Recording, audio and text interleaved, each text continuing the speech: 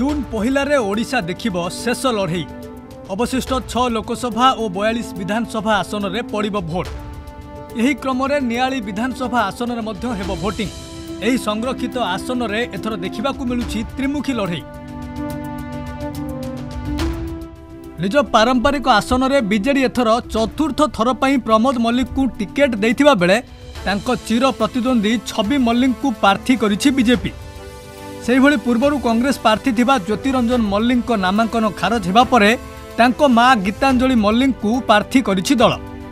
विकास को सबुठी मुद्दा करुथिबा बीजेडी एथर मुख्यमंत्री को विकासमूलक कार्यक्रम को आधार करी नियाली आसन हातेबाकू प्रयास जारी रखिछि। आमे विकास धारा को आगु नै छु।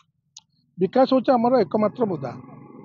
लोकंकर विकास समस्तंकर विकास। प्रोफेसर डॉक्टर प्रमोद कुमार मल्लिक जहाँ प्रति माननीय मुख्यमंत्री नवीन पट्टनायक आशीर्वाद रही सी जो निर्वाचन आज लड़ुछु चतुर्थ थर पर आमर विश्वास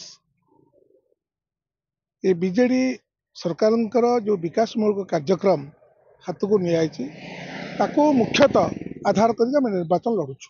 पुनर्बार चतुर्थ माननीय विधायक जो निर्वाचित है विकास को आहरी त्वरित आम कर आमर विश्वास रही। पहुँचा पूर्व आमर जो कार्यकर्ता मैंने डोर टू डोर कैंपेन करूँ भावुँ ओडिशा रे आउ कोठी होतो न होतो मु जानिनी किंतु नियाली निर्वाचन मंडली रे 45 टाक पंचायत रे आमर समस्त कार्यकर्ता मिलमिशिकी डोर टू डोर जाइए लोक कैंपेन करने संगे संगे सबू जिनस लोक अवगत करने पूर्व नियाली साधारण लोक कहते आम ए सब विषय जाचु आम मोदी सपक्ष अच्छु आम मोदी जो नीति आदर्श नहीं आउ एठी नियाली निर्वाचन मंडली रे दुर्नीति भ्रष्टाचार एवं जो भाई असम्मानित कर परिवर्तन करने आम भारतीय जनता पार्टी सांगे अच्छु एवं नियाली निर्वाचन मंडली को निश्चित भाव में विजय लाभ कर एठी पद्म फूल फुटियो बोली साधारण लोक मन में रही।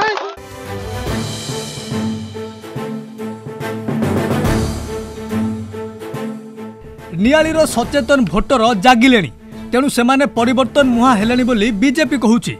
मोदी को नीति आदर्श प्रति समर्थन बढ़िबा सह दुर्नीति मुक्त नियाली गठन करिवार प्रतिश्रुति देइछि दल।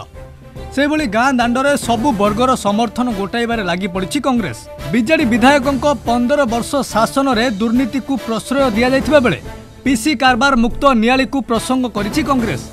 नियाली रे स्वाधीन प्रार्थी माने मध्य निर्वाचनी रणांगन रे विजय पई अंटा भिड़िछंती। गाँगंडे मत महिला माने बहुत समर्थन कर पुरुष मैंने भी मत बहुत समर्थन दौरान।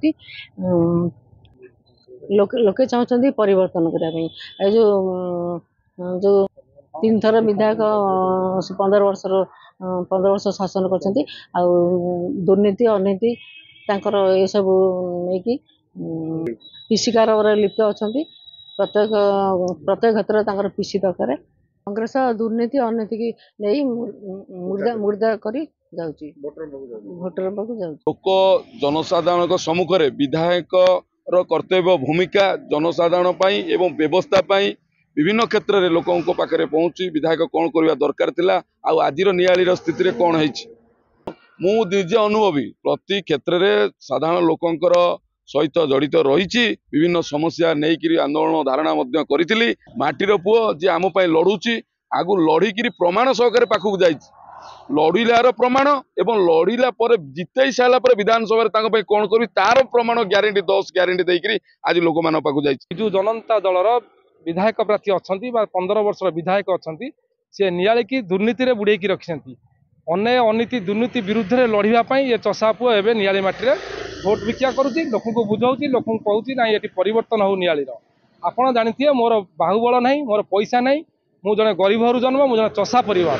तेणुक आम चाहूँ मो पाखे मुख्यमंत्री डाकिया साहस ना कारण मुझे स्वाधीन ठिया कौन दल ना समस्त दल अच्छी मोर स्वाधीन मोर नियाली निर्वाचन मंडल समस्ते जड़े जड़े हिरो जड़े जड़े स्टार। निर्वाचन मंडली गठन हेबा दिन ठारू एठारे बीजेडी ही जीति आसुछि। दल पुणी थरे चतुर्थ थर विजय हासिल करबा नै दंभ देखाउथिबा बेले बीजेपी मध्य कड़ा टक्कर देबा पई आप्राण उद्यम जारी रखिछि। सेहिभଳି कांग्रेस मध्य जन समर्थन को निज पक्ष को नेबा पई कैंपेनिंग को व्यापक करिछि। नियाली रो जनादेश काहाकू मिलिबो ताहा तो जून 4 तारिख रे ही जणा पड़िबो। नियाली रु उमेश चंद्र मल्लिक रिपोर्ट, ईटीवी भारत।